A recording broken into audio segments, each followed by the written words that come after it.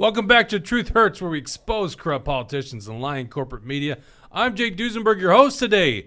We're broadcasting live from Roseville, Minnesota, in the belly of the beast, where police officers get charged with second-degree unintentional murder by the crazy Hennepin County attorney. We'll get into that story today.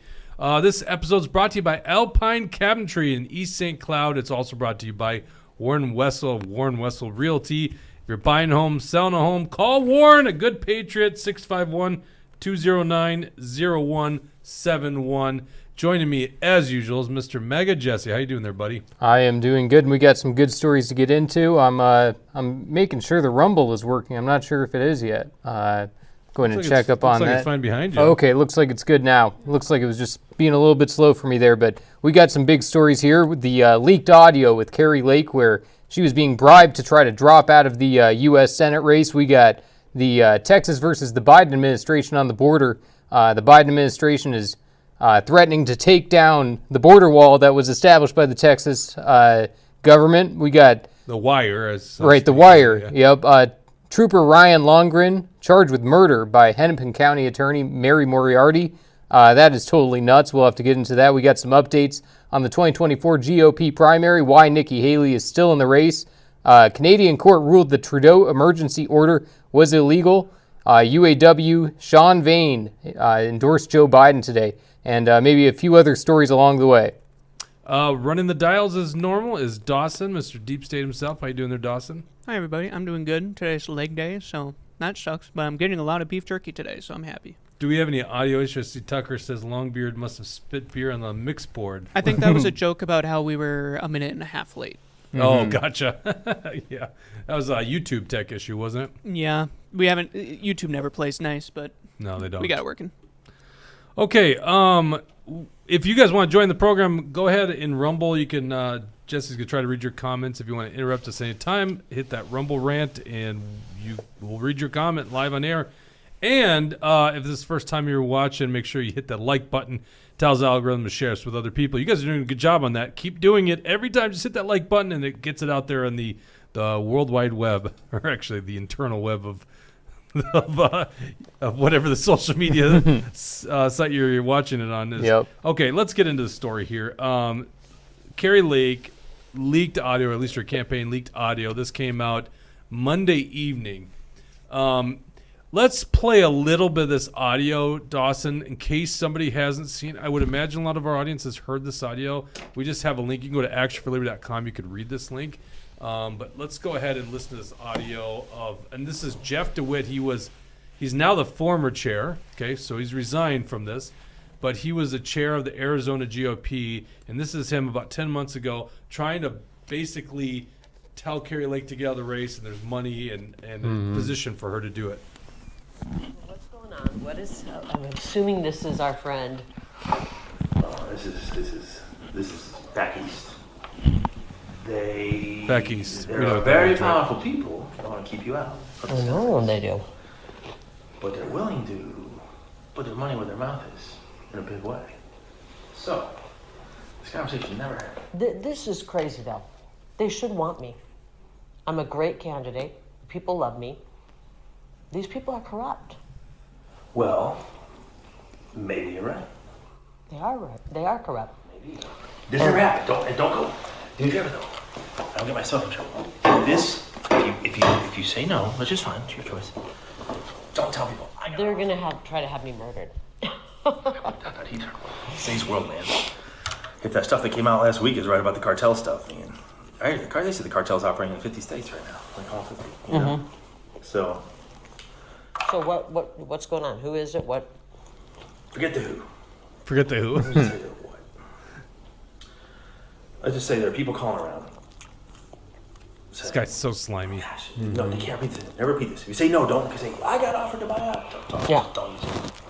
Because then we lose our ability to get things done. Other in the future. Then we can't do it again. Rather than just say, let's work with her. She's a great candidate. Because they don't own me. And it pisses me off. Yeah, I don't know it's about ownership. It's about control. I don't know it's about control. It's about being on the team. I guess that's You know what I mean? They want to be on the team. They want you to be on their team. But, Just team. You know? but if they're pushing a globalist agenda, I can't do that. So what do they want? What do they want me to do? They want you to stay out for 2 years. But I'll tell you what I can offer you. I can tell you what I'm going to offer you. But I said you can do whatever she wants. Talking head, this and that. So the ask of me was, it's kind of funny. So the ask I got today from back east was, is between us. Is there any companies out there or something that could just put her on the payroll and give her to keep her out? And I said, well, what are you willing to do? Like, whatever we need to do. This is about defeating Trump. Okay, let's I stop it think there. that- So now you get it. You see the bribe, as he puts it out there. This Jeff DeWitt guy, he was actually in the Trump cabinet. I mean, cabinet's loose here. He was the CFO, of right. NASA? Mm-hmm. Yeah, the Okay. chief financial officer. So Right. right. Dawson, I put the statement from him when he resigned. This is it's on line 8. This is his This is from the Arizona Republican Party. This came out at 1:10. This is right before we wrote the story up on it. Basically, he is saying that this was a concerted effort by Kari Lake to take over the Arizona GOP. The numbers right now, Jesse. I mean, she's got the nomination pretty much wrapped up, doesn't she? Oh yeah, I mean, there's a guy running against her, Mark Lamb, and I don't even mind Mark Lamb, but she's already got it locked down because she's so popular in the state of Arizona. The Republican Party, the base loves her. I'm not saying the people out east love her because obviously they're doing whatever they can to try to stop her. But I mean, you're right. This is a lock. She's got the nomination if she wants it, and since she's going for it, that's why Jeff DeWitt felt the need to put this out there, and it's total bribery. I can't believe that. Well, I can believe it. I think this stuff goes on more than we want to think it does because, we'll get as into Jeff that. DeWitt had said there, he said, don't tell anyone about this because then we can't get things done. That means we can't continue to threaten people. We can't continue to try to bribe them. That's exactly what that means. And he's right that once this stuff is exposed, you can't pull it off again. And, I'm less still not likely sure. Maybe it was Kari Lake, maybe it was her team that put this out there. I'm seeing Daily Mail was the first one to report it, but it doesn't even seem, when I look into the Daily Mail, if they tell us how they got a hold of this. But it definitely wasn't Jeff DeWitt because, look, he has to resign now. Tucker told me that Kari Lake was on Steven Crowder's show this morning, and she said that she recorded it because Jeff asked for a meeting and said he couldn't talk over the phone, so she was suspicious, brought the recorder in, and then noticed the tape, almost forgot about it, and then brought it back up or released it. I think maybe Jeff's right as she's trying to take over the Arizona GOP, but why wouldn't she if this scumbag is in charge? Now, here's his defense. Reading the statement is basically, first of all, he says it's a carefully edited audio. It doesn't sound like it's carefully edited. Yeah, it doesn't sound edited at all to me. It sounds like it goes from point A to point B to point C to point D. It sounds as if it's a conversation. I'd like to know exactly what he's alleging was cut, if there was anything that's cut. But even if things were cut, what he's saying is damning. It's unbelievable. Exactly. This is the second time I've listened to it, and there are clear cuts in the conversation, but probably didn't enhance the audio though, right? well, there is enhanced audio, but there are cuts between like different segments of them talking. But no matter what, it's not going to absolve him of trying to bribe another person. Are you Like, sure there's cuts, or could it just be silence? No, it's one audio clip of one of them talking fading into the other one talking. I don't know how to explain it to someone who doesn't really know audio, but there's editing.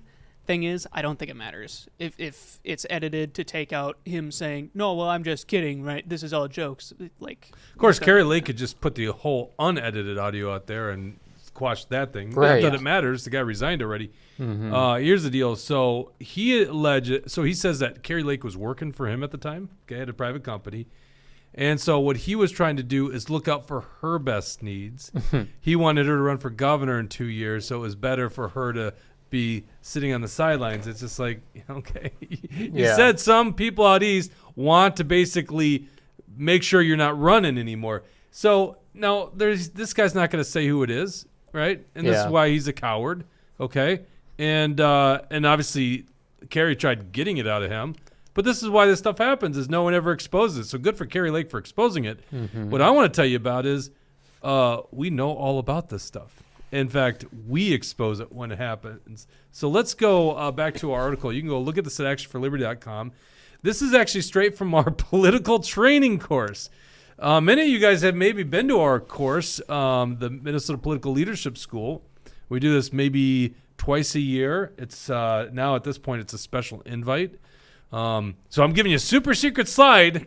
You know, this isn't usually for public consumption, but I thought it was very relevant to do it. So we teach people the real nature of how the political system works and then how you can fight back successfully. We've had a lot of success in fighting back against government tyranny, especially at the county and city level, but even at the state level, ending Walz' emergency powers and stopping vaccine mandates. So here we go. So we teach what happens when you apply pressure to politicians. We can broaden this to what happens when you apply pressure to the swamp, which is clearly what Kari Lake is doing. They don't want her. She's America first, speak your mind, not go along with the swamp. So the first thing that they do to you is they ignore you when they can. And the problem for them is they can't ignore Kari Lake. She's too damn popular. She's got the nomination pretty much wrapped up at this point. I saw a poll, wasn't that back in October? She had was it 40% margin over the next guy or something like that? It was pretty big. Right. So, and that was also with someone like Blake Masters also in that poll, Right. and Blake Masters isn't running for the U.S. Senate.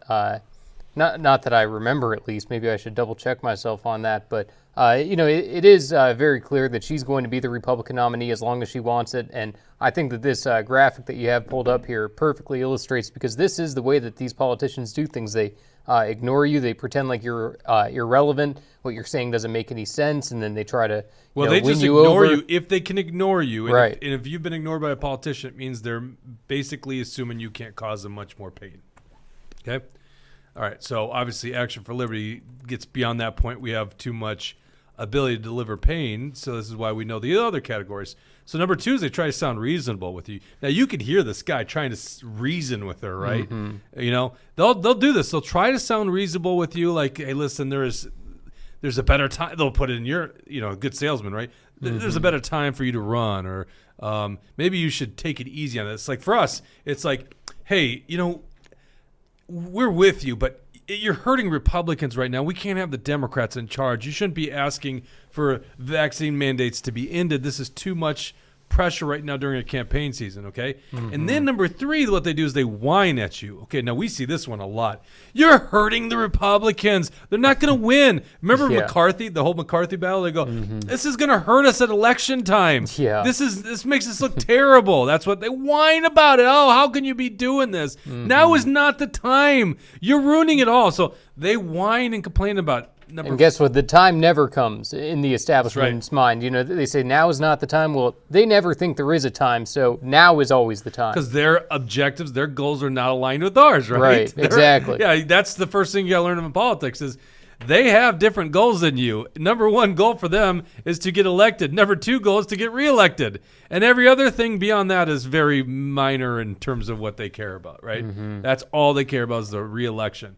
So number 4 is when it really gets heightened. They start threatening you. Now, this has happened to us as an organization. I think one of the easiest cases here was we had a trailer. This is like 8 years ago. We had a trailer on Highway 65, and this is in East Bethel. And it was causing pain for a politician. I want to say this was actually Kurt Doubt. We had like something about him because I think he was Speaker of the House. And we got a letter from the city administrator at East Bethel, official letterhead, telling us to remove that trailer, otherwise there was legal action to come towards us. Basically, we were breaking some rule or city ordinance, which we just said, nope, we're not removing the trailer because we, quite frankly, would love the battle. They call it hate speech? No, it wasn't what were hate they speech. saying? It was like something about right way, it was too close to the road or something. It was ridiculous. Oh, yeah. It was ridiculous. We wanted this free speech battle. So we just basically, we did what Abbott's doing, like, yeah, come and take it, basically, right? And then they back down, of course, right? They try threatening you. They try the legal action. Look what happens to Action for Liberty. Campaign Finance Board complaints against us. That's some kind of legal action they're taken against us to threaten us. So when you are politically powerful and make it painful for politicians and make it painful for Swamp, they come after you. They threaten you. I'm sure Kari Lake has been threatened at some point. Mm-hmm. And with a woman, you always worry that, they could fear for their physical safety. We know politicians that have worried about that stuff, not at the state level, but certainly nationally, right? Mm-hmm. Well, I mean, shit, Rand Paul was pretty much beaten up by his neighbor. Yeah. Right? Right. And then, exiting the Republican National Convention where him and his wife were surrounded by all these protesters and, the police had to try to fight some of those people off. I mean, it's true that some people are completely nuts, and some of these politicians that stand their ground on important things, the Swamp is going to send the mob after you. Yeah. And I do want to read just a couple of these quick comments here. Napkin 8 says, we want names, Jeff, who back east? And I agree with you on that one, because same thing with Kari Lake. She said at the beginning of the conversation, is this our friend? Who is she talking about? Who is their friend? Who is friends with her and Jeff? Is she talking about Trump? I don't know. But she's even kind of speaking in a coded language that I wish was a little more specific.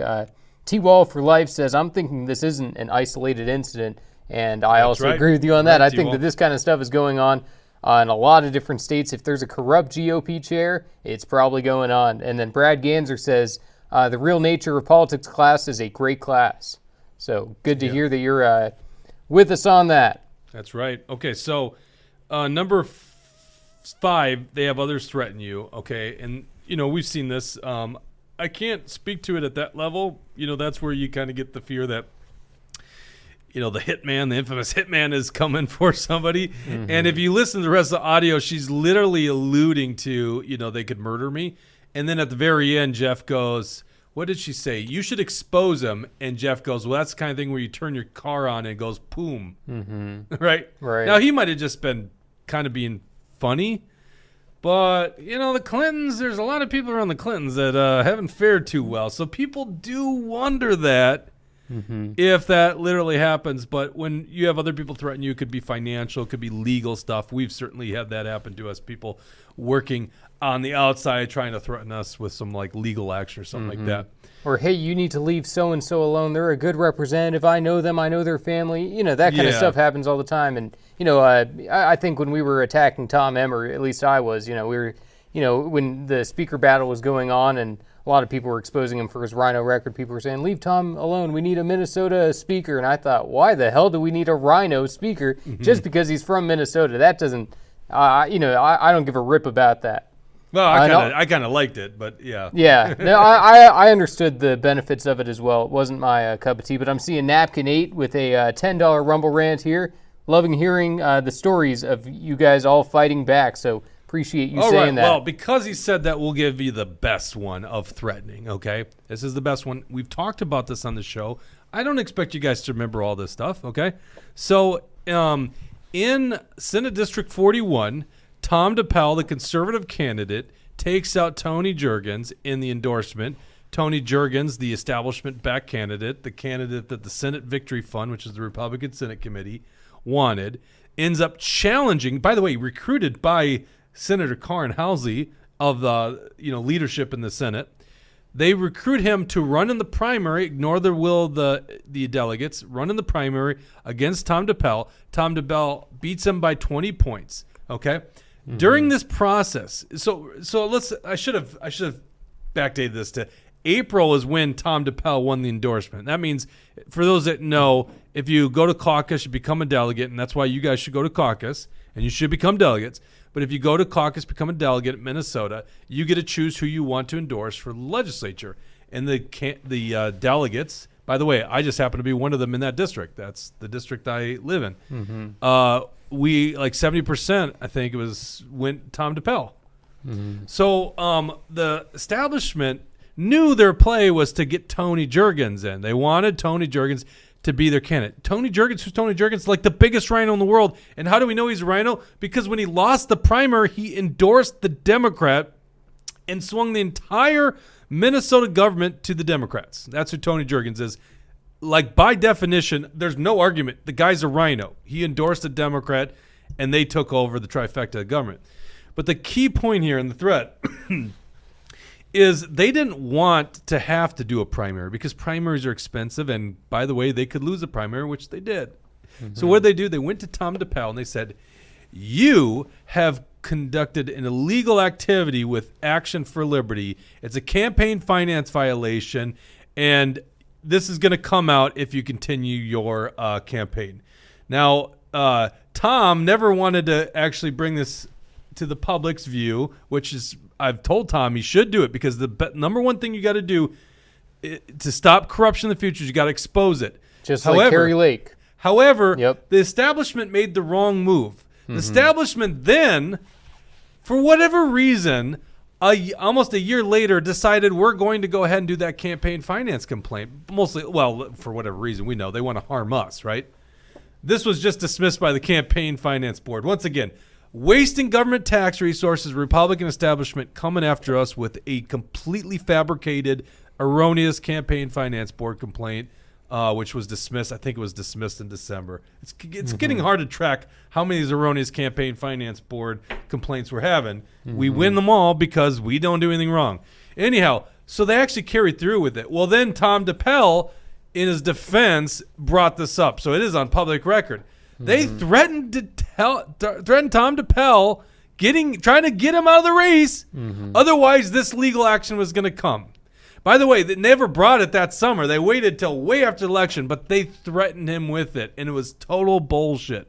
So this stuff happens right in Minnesota, and that is like not a minor little thing. It's such a major thing because Tom DePel ends up spending $50,000 in the primary against some loser rhino who ends up endorsing the Democrat. That $50,000 could have been spent in the general election. He loses by 321 votes. That was the closest district. What gave the Democrats the trifecta in our government. So yes, they will try to do this. They will threaten people even here in Minnesota Senate districts. I have more examples, but I don't want to go into those. Someday Juergens also did this under the guise that Judy Seeberger was some kind of like blue dog Democrat. She's fallen in line on every single bill. The transgender mutilation for children, she's all for it. Abortion up till the moment of birth, she's all for it. Judy Seeberger, she doesn't have any issue where she differentiates herself from the rest of the Democrats. She's just as radical as Omar Fateh. She's just as radical as every other Democrat within the Senate there. And just a couple of comments here. Razzle Dazzle agrees with me, says, keep attacking Emmer. It's warranted. More than a rhino, a Democrat that has infiltrated the Republican Party. Agreed with you on that. Brad Ganser says Tony Juergens is responsible for the disaster that was last session. And we got Dave's Right joining the chat here, says hello. And also I see Zane X Ha 1. I'm looking at your Rumble channel because you're telling people to follow you in the chat. I'm not sure what the hell your channel is, to be honest with you. It's a mix-up of random videos, white bikini video. But isn't that just a troll? Cats versus dogs. Isn't that a troll? I can't tell what this is. Did he just read a troll account? Yeah. Well, it's not even a troll account. It's like it's just like a bot maybe. I don't know what I'm looking at. Stop reading bots. I don't know. This is a weird channel. Okay, well, obviously the next level is when they try to buy you, and that's what happened in Kari Lake. Obviously, they don't want to buy you because think about the things you got to move to do. I mean, by the way, threatening is probably legal. I don't know Arizona law. We tried looking it up this morning, and I think it'd take a little more research because we saw something about public servants. We didn't see something with candidates. It is in Minnesota illegal to buy off a candidate, try to remove him from office. That is a legal activity. So buying has got huge implications legality-wise, but also then it means like you got to convince some donor or some company to hire somebody and keep them on the sidelines. I could make some allegations this has happened in Minnesota without knowing the internals. We had somebody. I'm not going to go into that story. I don't think I've been personally offered something in politics, so I don't know if we've gotten that level. Maybe that's just because they made the assumption that wouldn't work with me. Possibly. Yeah, I don't know. Probably. And one thing on principle, actually, it's funny with that Jeff DeWitt. I kind of agree that I'd rather have Kari Lake in the U.S. Senate race. But guess what? If she does, let's say in the scenario where she took that offer and she said, "Okay, I'll wait 2 years." guess what's going to happen in 2 years? They're paying her off again Yep. and again and again, up until the moment that she has no more grassroots support. Once the energy behind Kari Lake is gone, that's when they go, okay, our investment was worth it. We got what we wanted to out of it. Right. But, I would rather see Kari Lake as governor, but that's a separate discussion. It's up to her if she wants to run for the U.S. Senate, and considering that she's in the race, I hope she does well. So the last one in what we teach is they may vote your way, or they might come your way, and that's what will happen. Is Kari Lake will win the endorsement or win the primary, and then eventually they'll all be on board with Kari Lake. She'll be a U.S. senator because she's going to win in Arizona, and they'll all be on board with her until she really pisses them off, and then we go through the list again. And that's what ends up happening. Is this is why we conservatives need to stick to our objective and stick to what we're doing, because we will be successful if you can make it through all those things. In the end of the day, you will win on these issues if we don't go away, okay? And we could show you proof of that here in Minnesota. Certainly. Oh, I forgot this one. Here's a good threatening one.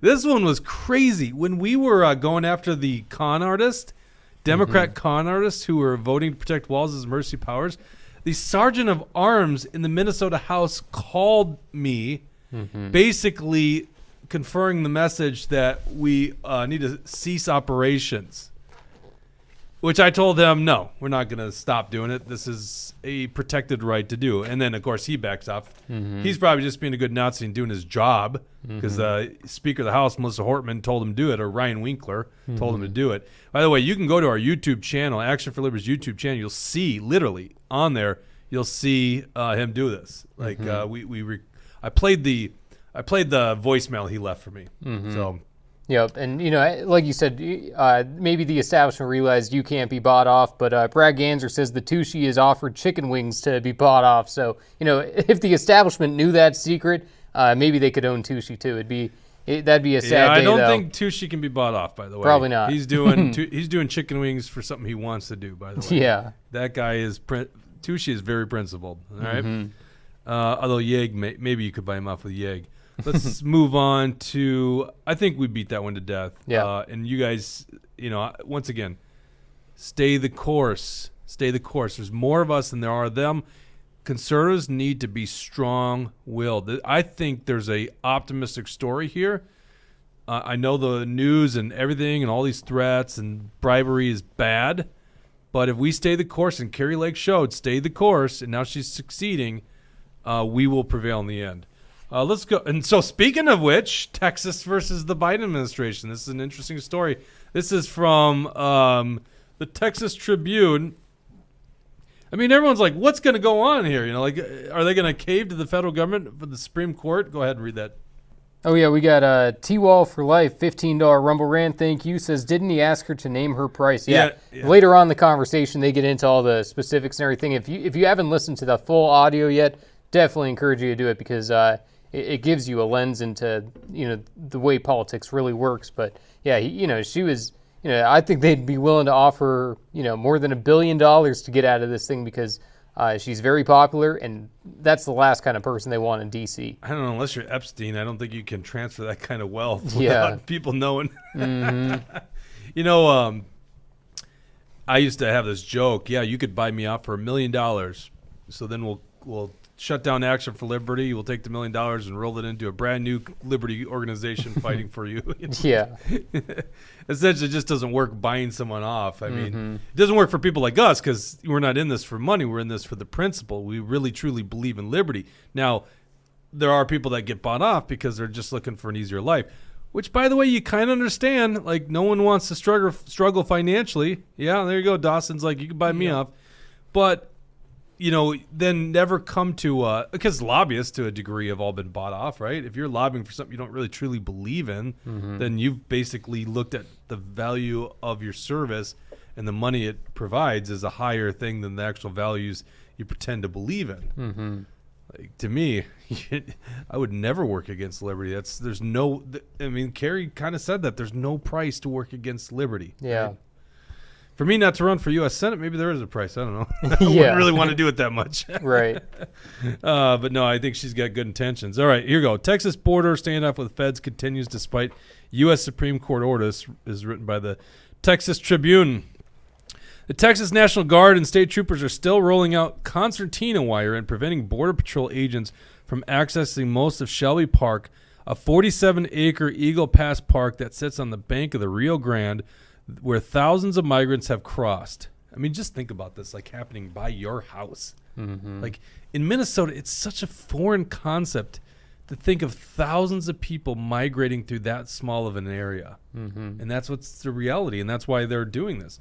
Those continued efforts come despite the U.S. Supreme Court earlier this week vacating a lower court's decision that prevented Border Patrol agents from cutting the state's concertina wire to apprehend people who already crossed the river.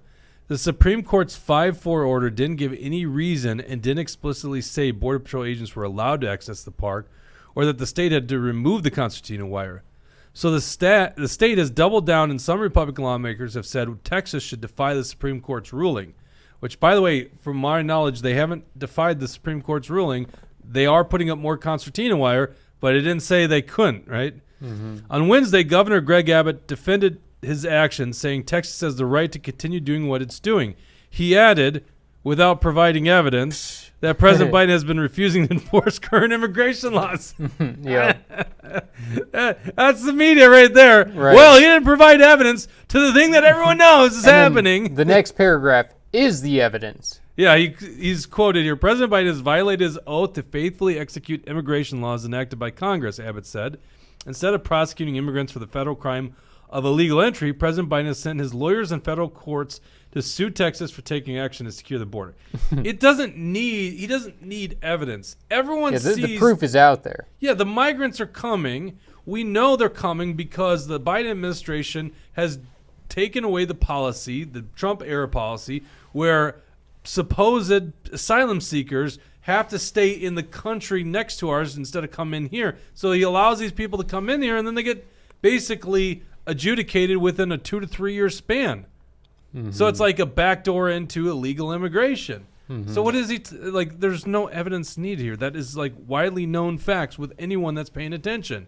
But leave it to the media to ignore that and try to. Well, it is a clown show. Napkin 8 says, yeah, it's a clown show. Exactly. Mm-hmm. That's why we do what we do. We expose the corrupt politicians and lying corporate media. Yeah, and right? Abbott, he's not perfect. It's not like this is some liberty champion. He's kind of establishment in a lot of ways. I appreciate what he's doing because how long are you going to just allow open borders to be flooding your own state? At a certain point, you have to take a stand. And I appreciate that this battle is happening because I think it is an important constitutional question of who has the proper authority for border security and what do you do in the situation where a federal government is abdicating that responsibility.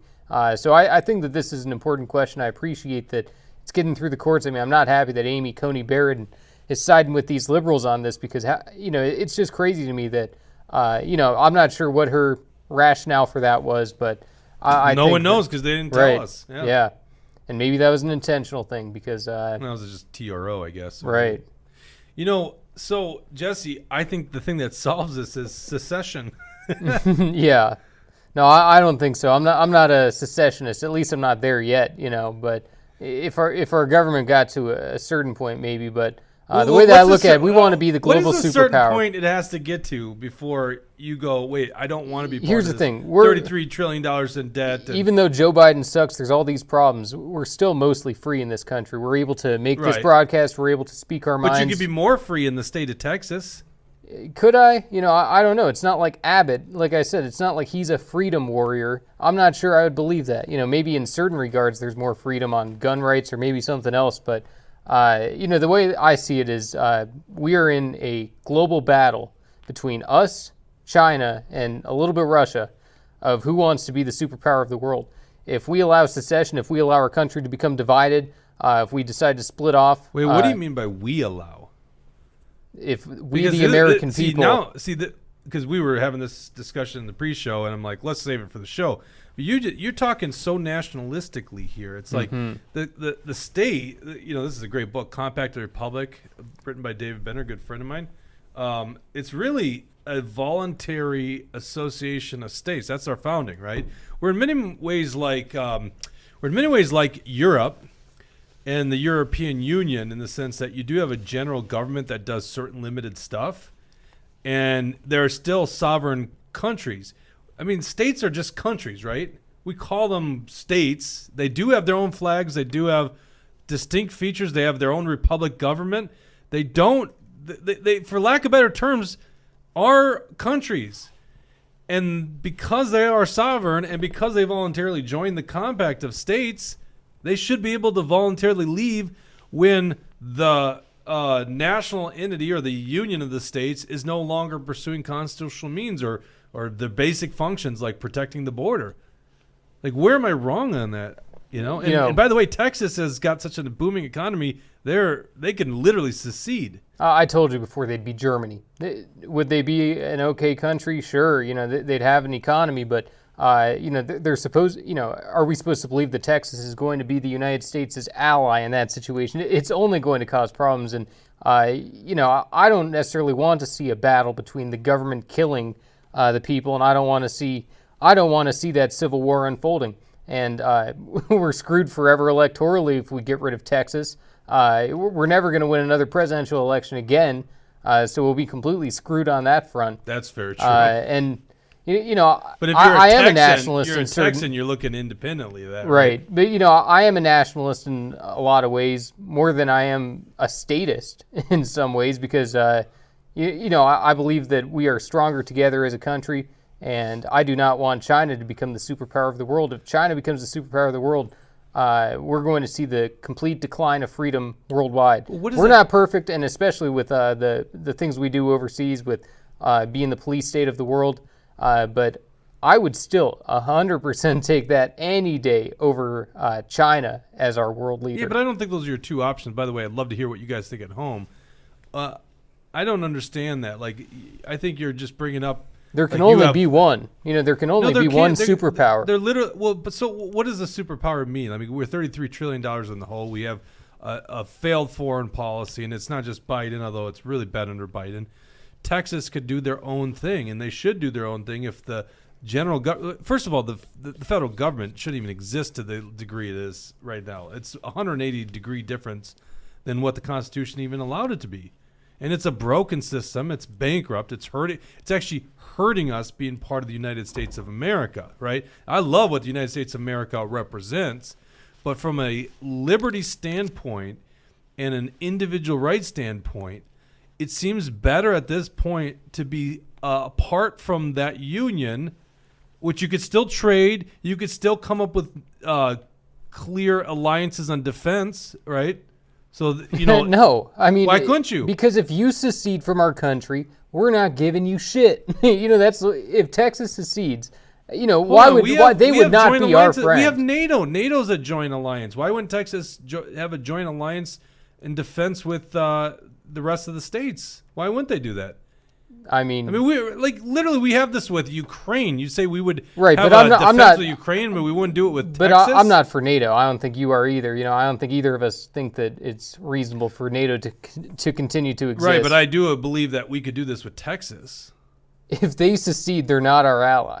That's the biggest problem. I think they're our ally. I think they're making a smart, conscious decision, Mm-hmm. By the way, I don't plan to move to Texas, so I generally don't want this to happen because you're right, the electoral map sucks for us then. Yeah. That's an enormous amount of electoral votes gone. Mm-hmm. But from a position of a Texan, which they have a very rugged individualist streak, mm-hmm. it actually makes a ton of sense. And this is to me, I just look at it more in like a perspective that it's not even if we had secession in this country. So what is the ultimate solution? Are you wanting to weigh in here too, Dawson?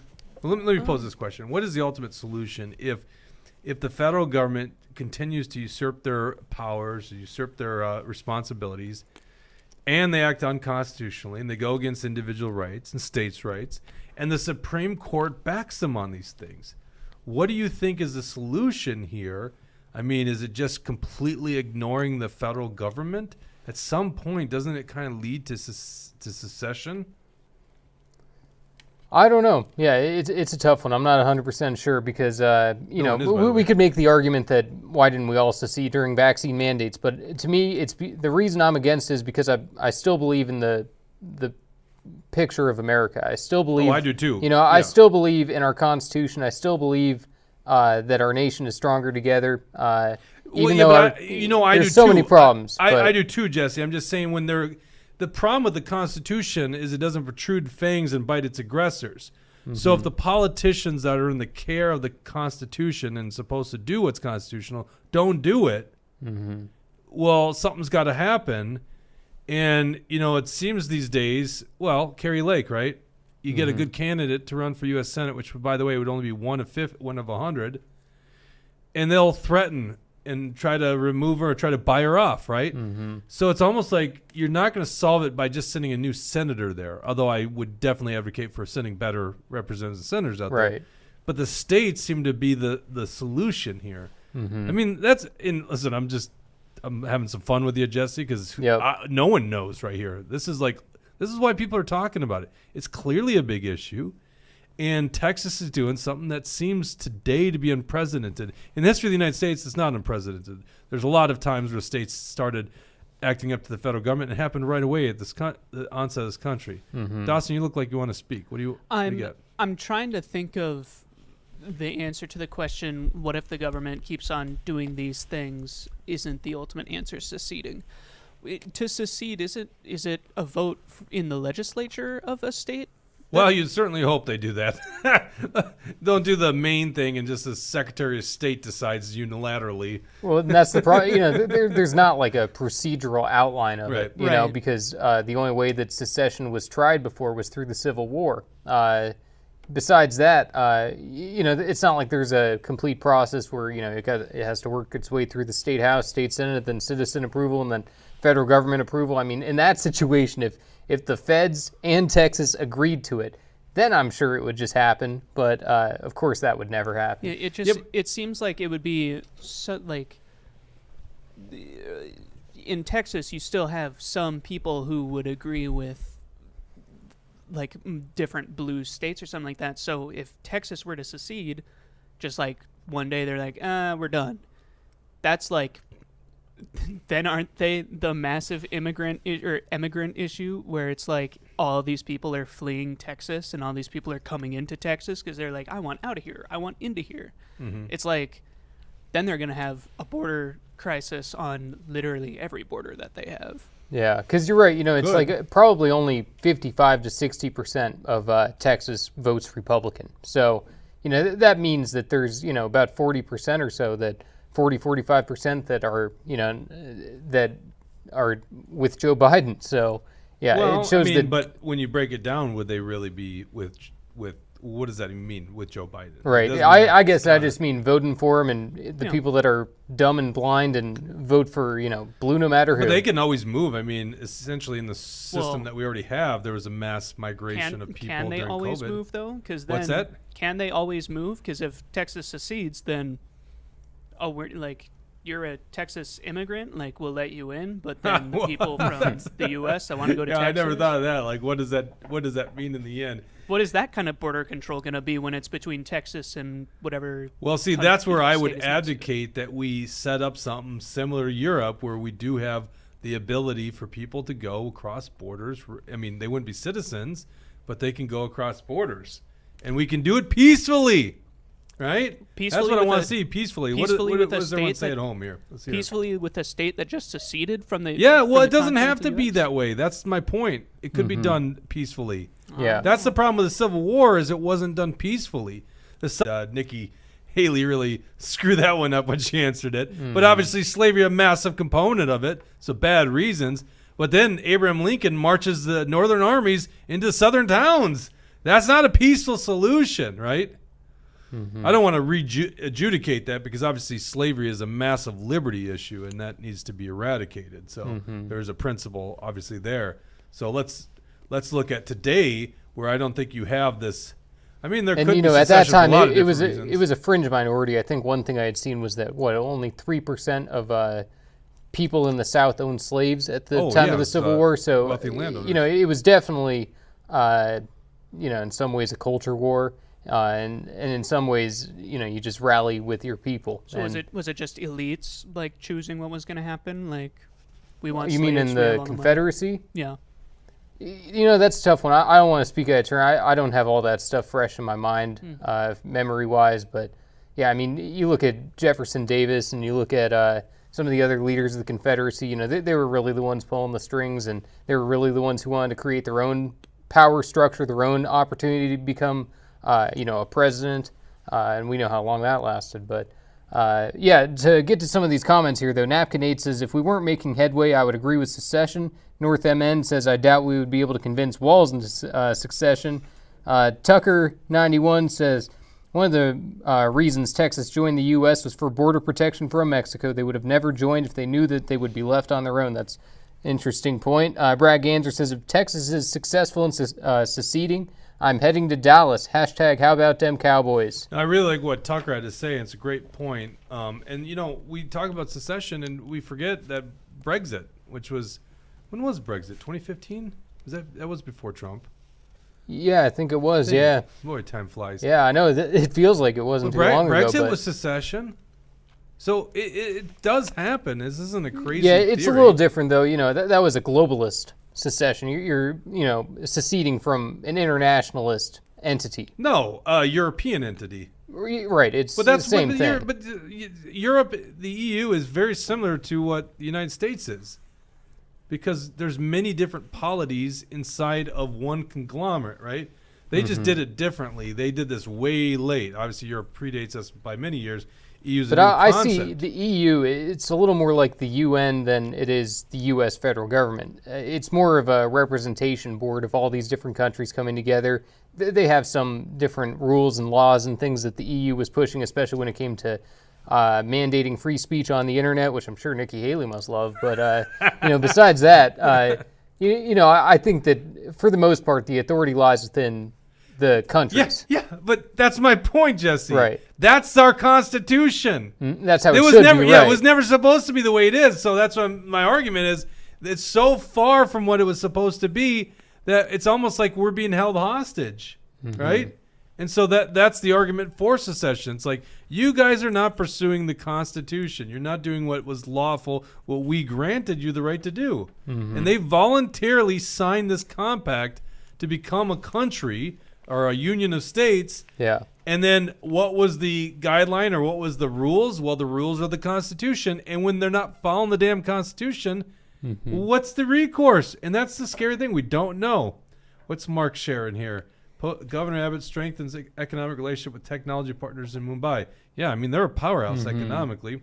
Let's go to the next story here. Trooper Ryan Londegren charged with murder by Hennepin County attorney. This is from Forbes. If people that aren't from Minnesota, you might not know this story. We did cover it when it happened. Basically, July 31st, so this is back in August when we did the show. So a state trooper pulls over Ricky Cobb, who happens to be a black guy. Obviously, that's what gets everyone riled up about things these days. And the cop happens to be white. That doesn't always matter, obviously, because in the case of George Floyd, 2 of the police officers were not white. 2 of the 4, right? So he pulls over Ricky Cobb, and this is like 2 in the morning or something like that, because his lights weren't on when he makes the on the freeway. Runs the plates. Yeah, it's on freeways on 94 right in the heart of Minneapolis, St. Paul. He notices that this guy is actually needs to be brought in for some violating, I think, like a restraining order or something like that. He's got a record. So he goes to do a lawful arrest on the guy with 2 other state patrol officers. And Ricky Cobb then gets on the shifts into drive and starts fleeing the cops with them basically half inside the vehicle, dragging one cop and causing some injuries. At this point is when the officer, Ryan Londegren, I think I'm saying this correct, accidentally discharges his firearm and ends up killing Ricky Cobb. Okay? I'm saying accidentally because I don't believe his intention was to do it, but probably because Ricky Cobb got in the vehicle, didn't get in the vehicle. He was already in the vehicle, but sped off. Probably the finger slips or was a reaction to it. Okay, now this happens right because he already had his gun drawn. If I'm remembering, correct. What They were had making happened. a lawful arrest, and the guy was already right. He had his gun drawn from the outside of the passenger window.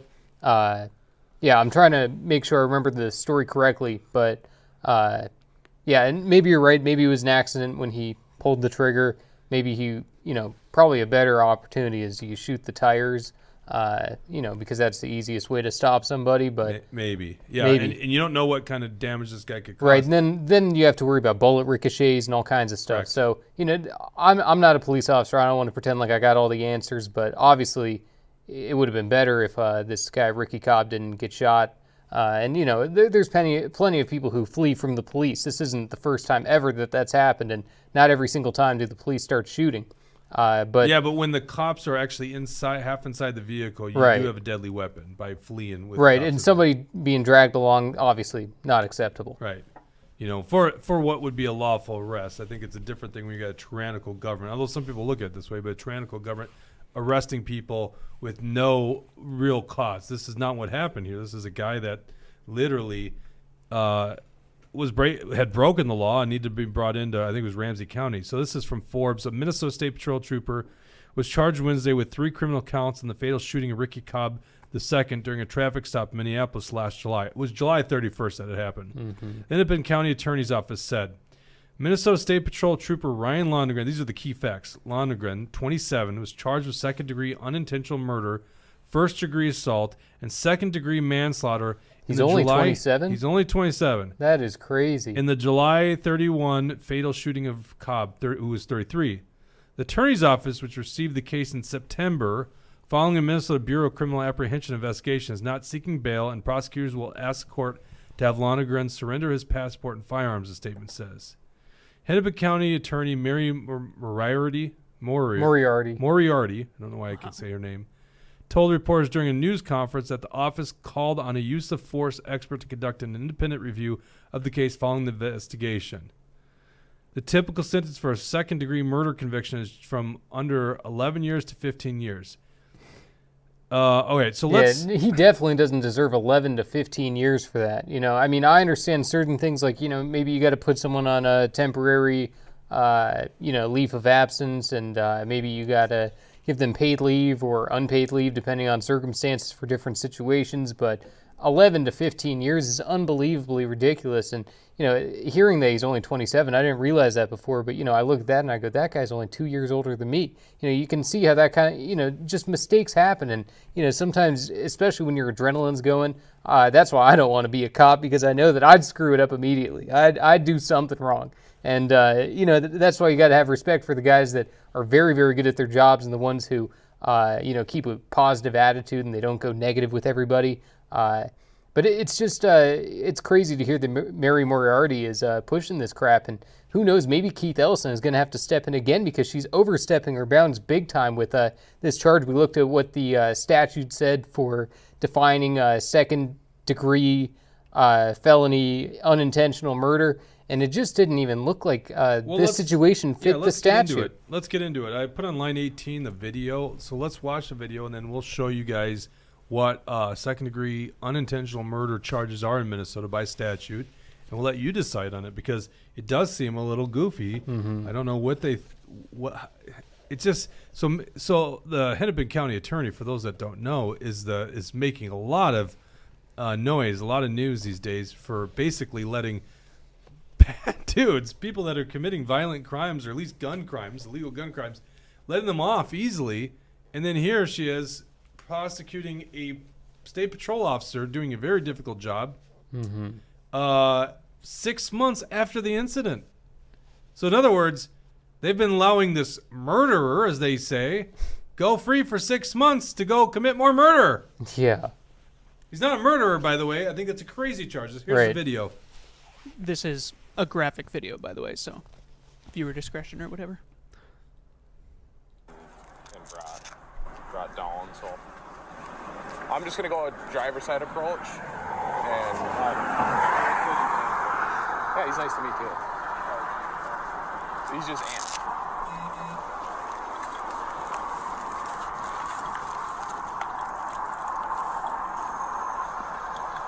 How you doing, my man? I'm gonna need you to step out, though. We're gonna have some stuff to talk about, okay? What? We just have some stuff to talk about. So I'm gonna. Every time y'all talk about, All right, we come need on. some stuff to talk about. Y'all can take me to jail, but for what? Okay. There's some stuff to talk about. It's with Ramsey County. We just have to have you step out. Yeah, hold on, no. Well, Ramsey County? Yes. Never. Okay. Do you want just take No, the keys out, because I call my attorney right now. Hey, this ain't no funny. Okay.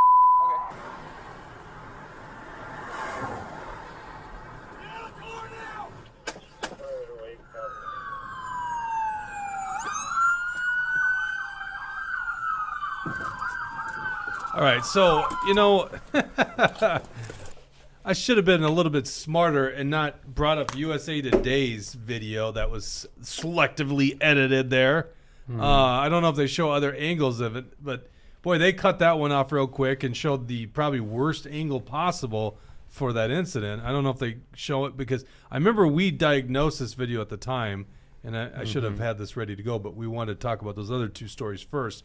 It did not. It looked a lot worse from that angle. It almost looks like the cop drew the weapon and just intended to shoot it right away. What you see in the other video, and I don't know, maybe we could find this on the fly, Dawson, or you could see if the video is still running, but it shows basically the cop's got his weapon drawn. The guy then takes off, and I don't know if, and the other reason I said they were selectively editing it, it doesn't show them dragging. I think the trooper to the left is drugged by the vehicle. Is this showing it? No, this is the same thing, but what we were looking at was this guy to the right. That's Ryan Londegren, yep. He pulled out his weapon as this guy was pulling away. Right. And then Yeah. our thought was that he got like stuck here while he was getting tugged away or pulled by the car. And so that's when he either accidentally fired or purposefully fired his weapon. I personally think that Well, you'd if figure he the fired it on safety's purpose, that would make sense, but I don't know. I don't think his firearm's got a safety on it. Oh, no? No. Okay. Do police? See, it doesn't. See, that's why I'm saying it cuts it off, so you don't get the context of this gentleman on the left, the trooper that ends up getting injuries that night, being drugged by the vehicle, meaning he's putting that Ricky Cobb's putting this guy in danger. Listen, unfortunate. You don't want to see people die, okay, but it just goes back to the fact that this guy is causing, like, literally a vehicle is a lethal weapon in this regard. He's resisting a lawful arrest. Yeah, I think I watch a guilty pleasure of mine is watching cop arrest videos and stuff like that. Jake walks in on me watching them sometimes. Me too. And it's like I have seen so many people pulling away from police officers and stuff, and what happens almost every time is the police officer gets back into their car and then takes off after them, right? Yeah. So the only difference here is that this guy's got his gun out already when he's starting to peel away. Right. And so it seems like an accident to me, but at the same time, should you have had your gun out right then? I don't think so. It seems like that would be right. Now, once again, I am not. I come from a military background, so I could speak to that, the rules of engagement. I couldn't speak to law enforcement, but you have to look at a vehicle as a deadly weapon. So, if someone's pointing a gun at a cop, the cop has the right to pull the firearm, right? Mm-hmm. So wouldn't they have the right if someone is using this as well, right? I'd be curious to see what maybe police that's the training case is. if Ricky Cobb was driving right at him. Maybe in that situation you have a right to shoot, but he's on the side of his car. I'm not saying a right to shoot. I'm saying a right as a deterrent, right? Mm-hmm. You can pull what's that? It's like I say, every single one that I've seen, it seems like there's a procedure. Is you're in their car, they start to take off. Your police officer duty is to get as far away from the car as possible, right? Because you don't want to get hurt. Get to your car, take off after him. So that this guy can actually. And it looked like Londegren. Hold on. Yeah. So this guy can then drive recklessly and possibly. People hurt do that all someone the else? time. People What's that? drive recklessly, just like Right. whatever. Right, but they're literally in Minneapolis, and I think this predated this. I'm pretty sure predated it, where John Thompson, former Representative John Thompson's son, literally smashed a car of, was it 5 women and some girls, maybe something like that, and killed them all. Yeah. Well, is Vehicular someone manslaughter? Is somebody driving a car then they have a. What do you think is going to happen? fatal The weapon? guy's already taken off from the cops. Yeah. So it doesn't seem natural. The next thing that's going to happen is a chase, high-speed Right. chase. Doesn't that seem like the next level this is High-speed- going to? Yeah, high-speed chases happen all the time. Well, that's not a good thing. Yeah, it's not preferable. High-speed chases happen, and then So- that's when you slam into a vehicle with 5 women and you kill them. So instead, you shoot the guy. No, I'm saying that's why you brandished a firearm. I think it was a mistake that the firearm went off. But Yeah. don't you think to stop that from happening is okay and lawful? Boy, we should have a cop on the show to kind of go That's- through we- what's we should correct. know But you would what- think it's lawful for a cop to draw his firearm to try to deter someone from driving off. I've literally never seen somebody do that in a cop video of somebody taking away. So it seems like it's not in their training necessarily. Well, Kim Potter I mean, did it. Yeah, that's She the was thing. she was trying to grab a I think taser, it's a gray obviously. area. Like, obviously, there's not a training manual for every little incident that a police officer is going to face. They just know that if their life is in danger, they have the right to respond. And in that moment, he obviously felt like his life was in danger. We can argue whether or not he was right to think that, but that's obviously the situation here. Let's go to. I mean, once again, I think you have to see multiple angles. But let's go Yeah, to if you have the right video. What's that? If you have the right video somewhere, then we Why should don't you look just at do that. this? Let's do it on the fly here. I think we got to do this more justice. Just look up Ricky Cobb video. Would it be easier to find our initial reaction to it on Rumble? It might, but yeah, it'd be kind I of. think we watched like a long version of it, though. Yeah. I think it's on YouTube. If you just look up Ricky Cobb shooting, I'm sure it pulls up. And then I'm going to get to the section of law that's second degree unintentional murder. Oh my gosh, I freaking hate Bing so much. And this is by Care 11.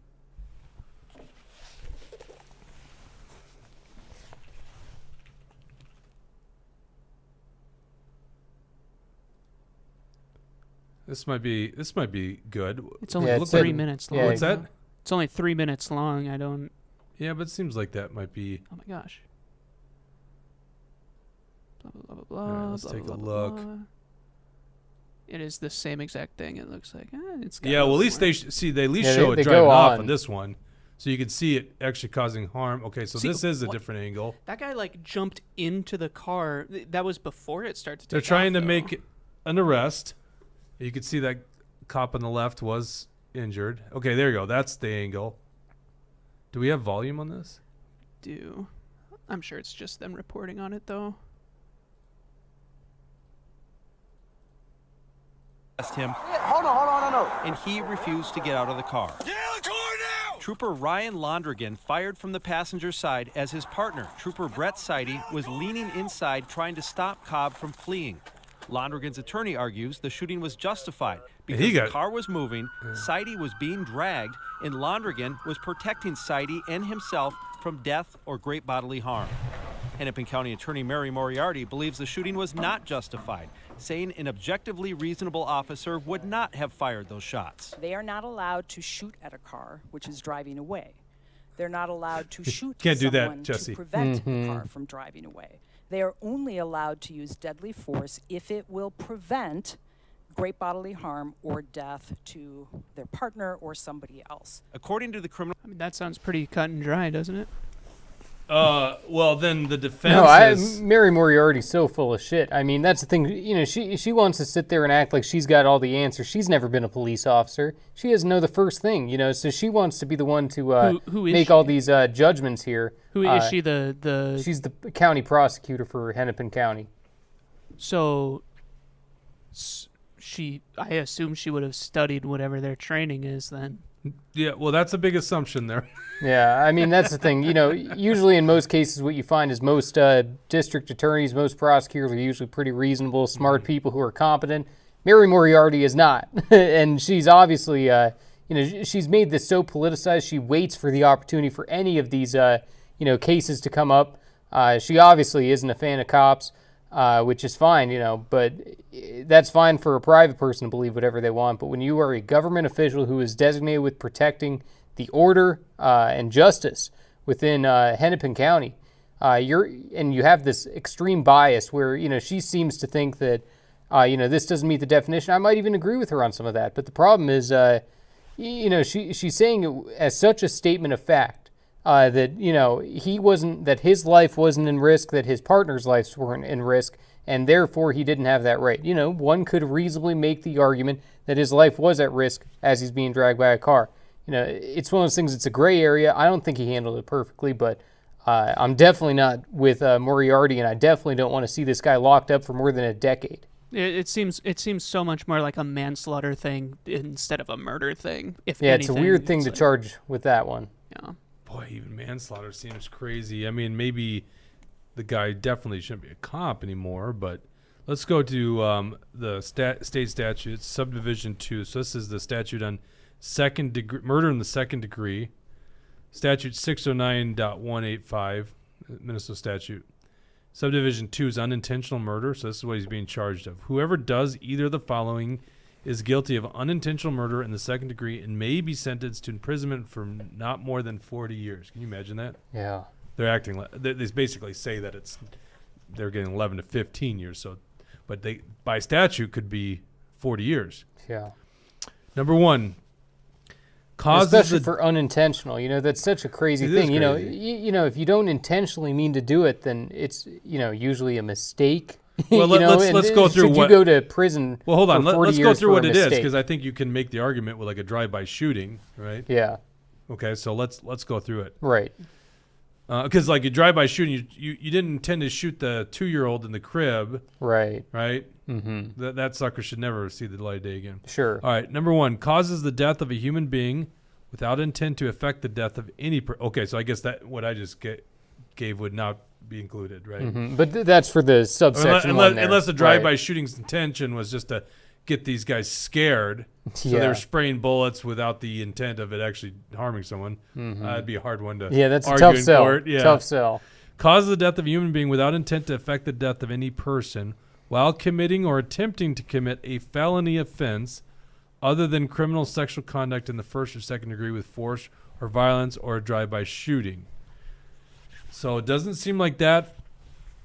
This is second degree unintentional murder by that definition. So definition 2 is causes the death of a human being without intent to affect the death of any person while intentionally inflicting or attempting to inflict bodily harm upon the victim.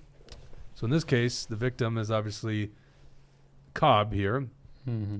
When the perpetrator is restrained under an order for protection and the victim is a person designated to receive protection under the order.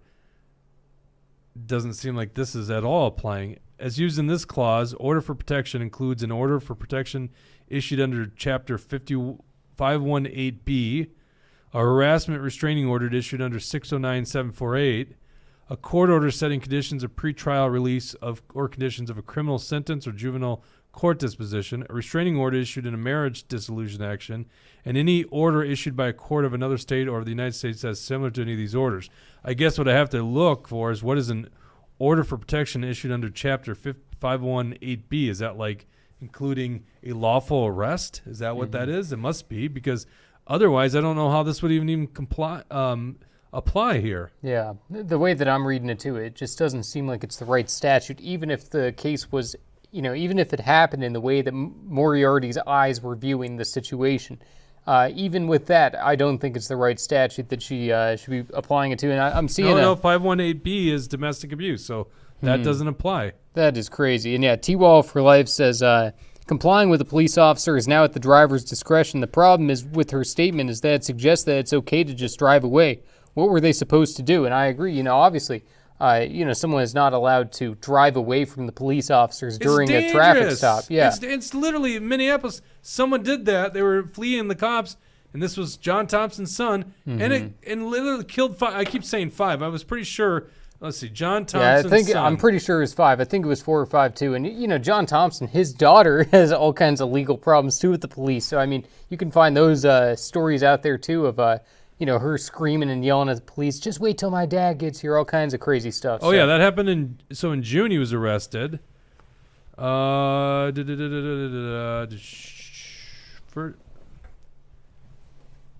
Injured a woman let's see here. Teenage girl, death of 4 young women and 1 teenage girl. Yeah, 5. Yeah, 5. So 4 young women and a teenage girl. Yeah. All killed as he's fleeing police officers. He basically ran a four-way intersection off on an off-ramp, if I remember the story right, and just is like big SUV slammed, T-boned basically this car, and they're all dead. Mm-hmm. That's why you try to stop somebody from fleeing the damn cops. You act like it's just a high-speed chase. Yeah. A high-speed chase is a very dangerous thing. Sure, I would have to see what the stats are with high-speed chases that result in car crashes that kill 5 people versus high-speed chases that end with the person getting apprehended. I'm sure it's not every single high-speed chase ends with a bunch of people dead no matter what. Yeah, you said this was 2 a.m., right? So Something if like it's that. If it's whenever it is, if it's past midnight, if it's early in the morning like that, you have to assume how many police officers do you have out there. Obviously, you have to take that into consideration. I think that the officer waited until he had other officers there with him until he was actually going to be able to pull over the vehicle. Usually, you want to have a couple of partners there with you to have your back and observe other surroundings that are going on. Obviously, I just forgot what it's called, but when you throw out those strips that spike strips, right? Yeah. Obviously that's one idea that they can pursue. They can, tell someone go up to this exit, and they're going to be coming up there in 2 miles. There's all kinds of things that the police can do in high-speed chases, but it's totally not preferable, and you don't want to risk the lives of regular people who are just driving in the midst of that. I don't know if it's not preferable over shooting the driver, is it? Because, it doesn't make sense. How do you stop a fleeing car? It's probably, the best way is probably not by shooting the driver or, the tires out. Because then at that point, the tires, now he's swerving into this lane, and now 20 people are dead. It's so this is actually interesting, and none of us are experts. Yeah, it's like here. pit maneuvers are probably the best, right. where you're able to slam the car into the I think cement that is barrier. generally the preferable method, right? I think he didn't mean to discharge his firearm. That's what I think too. So once again, what does that do to this case? But can he discharge his firearm in this instance?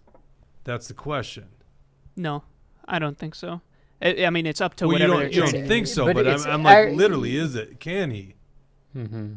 But it's what does the law say? It's whatever the law says. But in my opinion, it doesn't make any sense to shoot the guy once you're in that situation. Well, I just gave you a reason why you're just not buying it.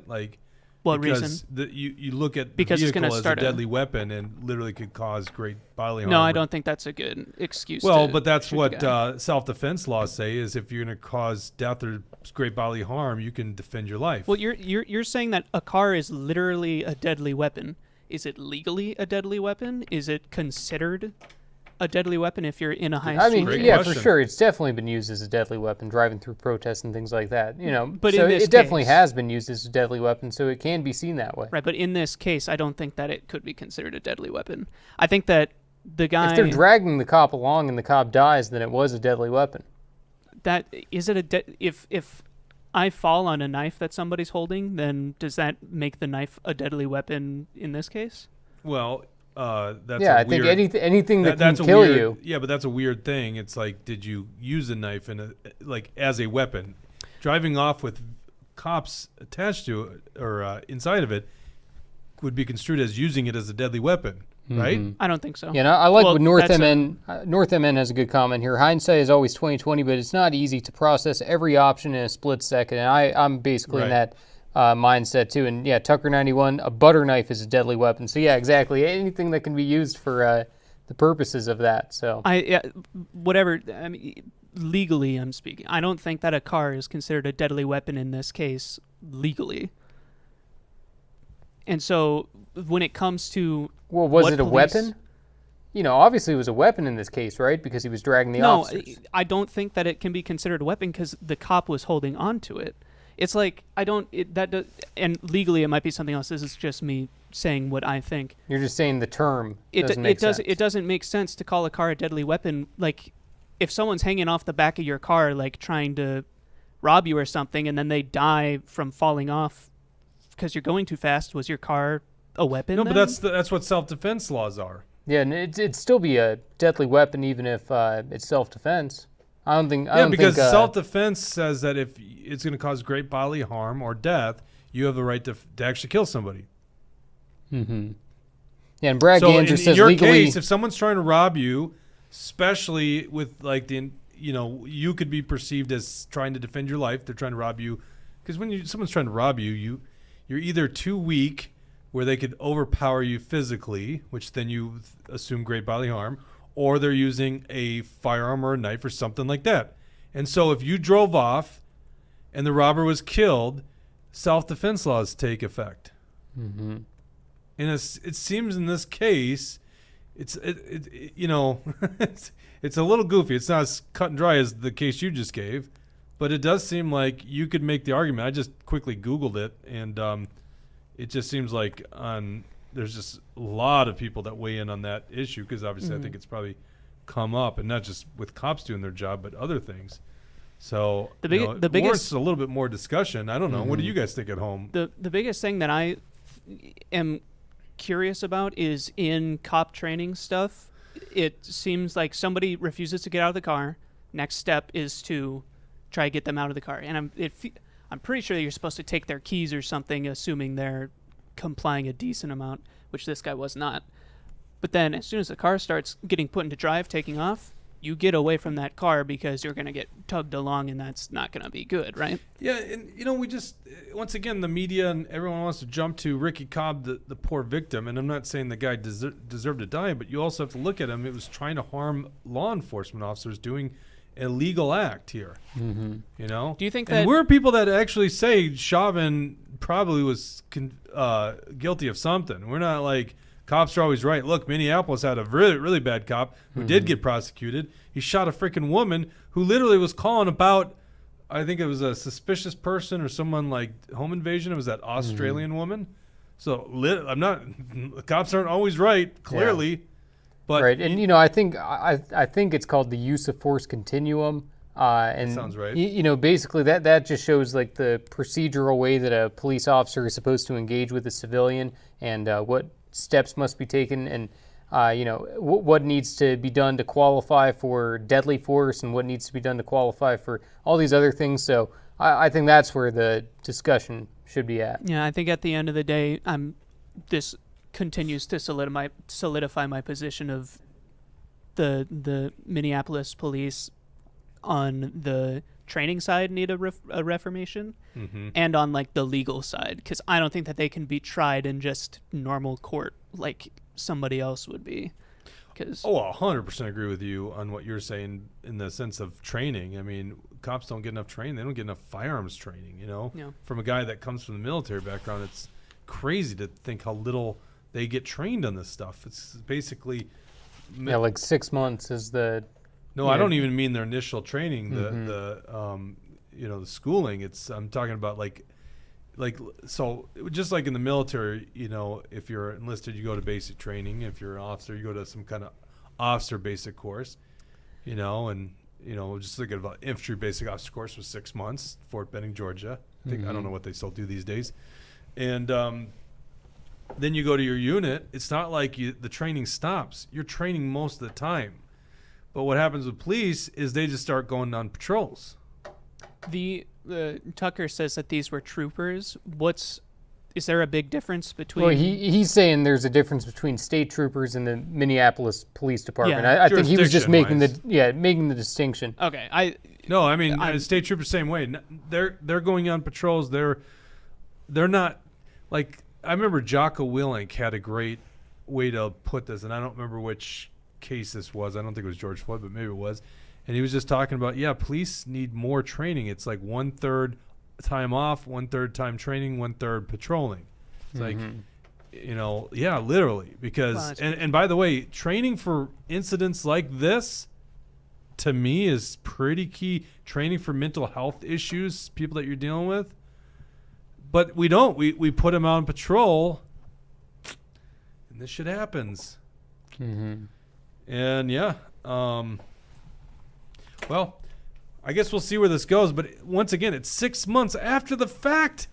It's like what's prompting this all of a sudden? We were so worried about the story because we thought it was going to end up being riots again in Minnesota. And apparently, for riots, you need to have a bunch of people during COVID with nothing else to do because, you know. And when you got Mary Moriarty as your prosecutor, what do you need to protest? Right. You know, these liberals got everything they want. So, you know, I guess they're happy with where we're at. And just think about this. The guy's going to be prosecuting Hennepin County. That freaking sucks. That sucks. Right? Do you guys recognize the name Moriarty from anything else? Why? No, I don't think so. Moriarty is the name of the bad guy in the Sherlock Holmes series. Hmm. Yeah. It's super rare, so I just had to point it out. What's North Minnesota have to say? And then we'll wrap things up here. Yeah, let's see. North Minnesota says they have to take annual training on multiple things, firearms, use of force, etc. Their first duty is public safety. Isn't that interesting? They have to take annual training. Like, Just once a year? right. Well, I know how little cops shoot their firearms. It's sad. Like, if you ever go shoot, like, ARs with me, you'll see how proficient I am with that, because in the military, you shoot them all the time. I wasn't as proficient with a handgun. I learned more of my handgun skills after the military because, quite frankly, M9 was just not really. It wasn't the biggest thing. It's given officers so they have a firearm, but when they don't need it, you know. Yeah. Basically, I'm sure MPs probably use it more. Right. Yeah, But, you know, I just think I come from a background where you train constantly for this very reason. Yeah. Right. I think so too. I think it's better if there's more training, but I don't want to talk too much smack on the cops here because I think they get a lot of it. And North MN says military gets told what to do in every situation. That's true. I was just about to say something about the cops, but I forgot I don't know what that means. I can't remember. I don't know what that means. Military gets told what to do in every situation. That's not necessarily true. What do you mean by that? Yeah, I don't know. Yeah. Yeah. We'll be talking about this story. This is going to lead a lot of headlines. Yeah, this is going to continue on. Mary Moriarty, you know, she put out her press release. She's not going to say anything else because she doesn't want to give any further answers. Typical Moriarty, and, you know, we'll just have to continue to follow it because, yeah, I think this is going to continue to develop, and it's going to be interesting what happens. Right. The stories we didn't get to, because we got to wrap things up here, but the stories we didn't get to, Nikki Haley's still in this race. We made the prediction she's going to have to drop out. She's going to have to drop out. Like, there's no path forward, right? If I could just opine on the subject for a second. She's getting her butt kicked in South Carolina. The media is ignoring Nevada, which happens on February 6th. Trump's winning. I mean, Haley can't actually win in Nevada. She's...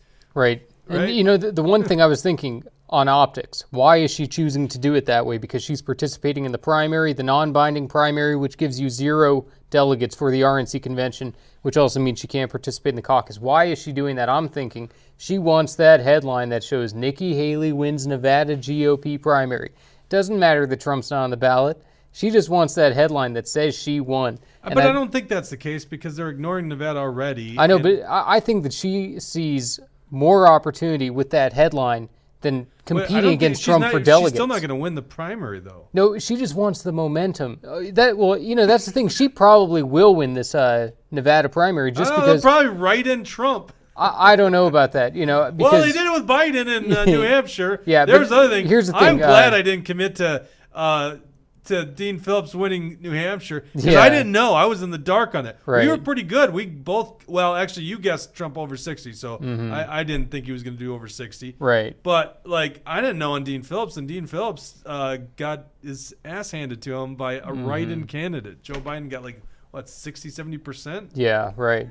But, you know, basically with the whole Nevada thing, it's just going to be very, very interesting because I think she just wants that headline. And the only other people who are going to be on the ballot, I don't know if Trump is going to tell the Nevada Republicans to vote for, I call him Uncle Tim Tom Scott, because I don't know if Trump, you know, I Wouldn't think. that be funny if he does that? Honestly, he might, you know, because Trump is, but I think Trump is mainly going to, you know, I think it confuses the message too much if he says vote for Tim Scott and then 2 days later vote for me. And, Yeah. you know, and I don't know exactly what his plan is going to be. I think he's basically going to say this is a fake primary. Don't vote in it. Come to the caucus. I'll see you there. You know, I think that's going to be more his style. And Do you know he'll say Trump- Nikki won a fake primary is what he'll do. Yeah, he will. Yeah, that's what He's going to say it was a rigged primary. Do you know Trump won the most votes ever in the New Hampshire primary. I did see that. Ever. Yeah, and that was pretty interesting to me because I thought, how did he beat 2020? You know, I thought, Right. of course, of course he had to have done better in 2020, but I think just because of the interest of this race and everything, and because all these Democrats came out to vote for Nikki, and you can find it in all these different interviews where... And we showed that before right. the vote even happened. Oh, Exit yeah, polls- and that's the thing. Exit polls showed it. Yeah, the interviewers going up to voters, they say, you know, so who are you going to vote for? Nikki Haley. Okay, if it's down to Nikki Haley and Joe Biden, who are you voting? Joe Biden. So, you know, these people are full-blown Democrats that just wanted to try to go after Trump, and this was Nikki Haley's only chance at winning a state was New Hampshire. And she still lost by handlers double digits. Spent $50 million. She lost by 11 points. $50 million. So she did better than I even thought she was going to do, by the way. Yeah. But that's because basically it was Trump versus her. They're really... The next tier, Chris Christie or whatever, was under 1 point. So yeah. they broke to one of the two camps. Yeah. But they spent like $50 million total in New Hampshire. They were all in. And so here's the deal. I can't imagine she's looking for a black swan event at this point. Yeah. I can't imagine she wants to go to South Carolina and lose her home state where like the political people like Tim Scott are on board with Trump. I can't imagine she's going to go do that. So at this point, it's either wait for the black swan event. I don't know what that is. Assassination of Trump, or because he's not going to get prosecuted that quickly for anything. So yeah. Or yeah, I think so too. That's her hope. She's hoping Trump goes to jail. She's hoping Trump dies. That's but he's her not only going. chance. No, but she knows that he can't go to jail before this, right? None of these things are going to happen that quick. Right. That's what she's hoping for. She's hoping something happens. And I think Nikki's done. You know, she's almost irrelevant, even though she's still running. She's desperate for attention, and let's see, less people are going to come to her, so she's going to get no momentum from debates, right? Yeah. But please, Trump, debate her, because just for the entertainment value. But they're not going to, right? Right. So her rallies are going to have less people in them. Mm-hmm. I mean, like. The media can't It's hard to even call it a rally. Yeah, you know, I've seen one speech where I was like, oh, you know, that kind of looks like a rally. She has a decent amount of people there. But, I mean, most of the time, you know, I just saw one video. Nikki Haley cancels event because nobody showed up to it. You know, it was like a Dean Phillips moment. She was like, she went to this restaurant. They had all the signs out, but nobody's there. So she quick scuttled out of there, you know. That's going to happen. It's going to be the sad politicos and her staff that will be at these events. That's it. Yeah. And, you know, it's embarrassing. So, yeah, she's got to have an exit plan at this point, and it's got to happen before the February 24th, right? I think so, yeah. Yeah, and February 6th is Nevada. Yeah. All right. Well, I think we'll still be right, even though she hasn't dropped out yet. Although, I don't know. I haven't looked at the headlines in the last hour. Yeah.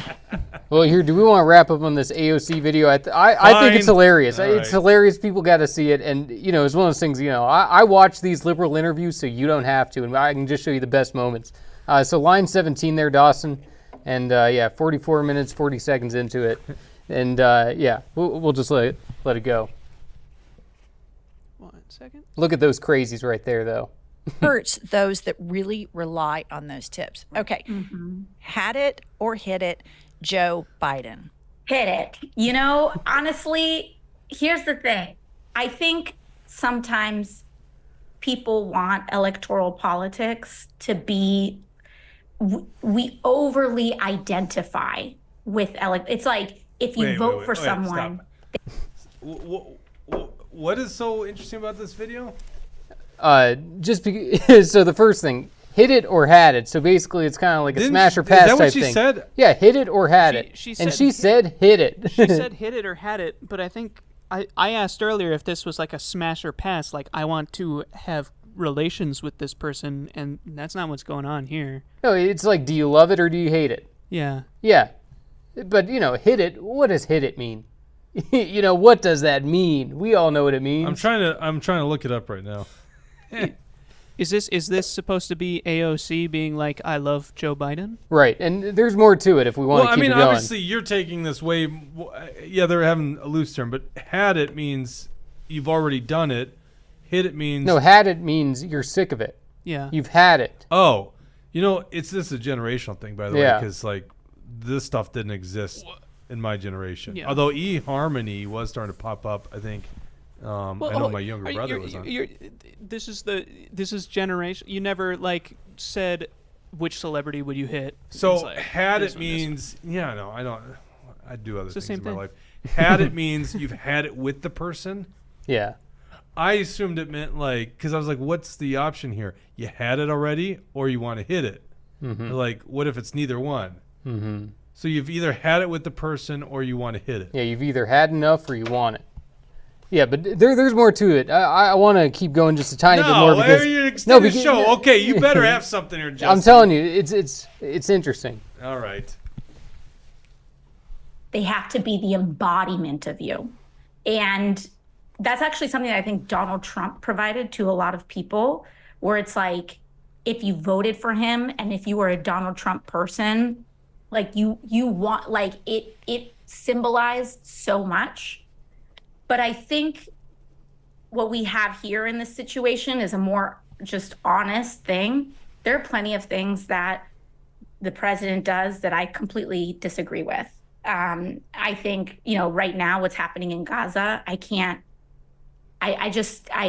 go on every single day seeing this. I don't associate myself with what's happening. But you'd hit it. Okay, yep. That's good right there. So basically, what she's saying is supporters own her for that one. Oh, of course, and they have been because they're saying, okay, he's Genocide Joe. That's what the left calls Joe Biden, Genocide Joe. But still get behind it because, and she goes on that interview because fascism is on the way. Trump is on the way with fascism. And you look at it, it's like, you guys are the ones who want the big government. You guys are the ones who are the socialists. You guys are the ones who, want to go to war in all these different places. Maybe not AOC on that one, but, she's sitting there saying, yeah, he's Genocide Joe, but he's our grandpa. Yeah. He's our guy, and let's hit it because he's so good. He's so cool. Give me a break. I think a lot of the left is seeing through it, and that's why, you see the Jill Steins, the Cornel West, that, all these different things are popping off because you realize the left is not fully happy with Joe Biden, and I'm happy to see it separate. Yeah, fair point. All right. We want to thank our sponsors, Alpine Cabinetry and Warren Wessel, Warren Wessel Realty, all you guys that were in the comment section today, all you Rumble ranters. We have a new YouTube channel that's going up. Did you post that in the link? Why don't you I can do it again. Post it after the show, Dawson. Most of our audience watches after the show. Anyhow, thank you guys very much. We'll be back on Tuesday with another episode. Take care.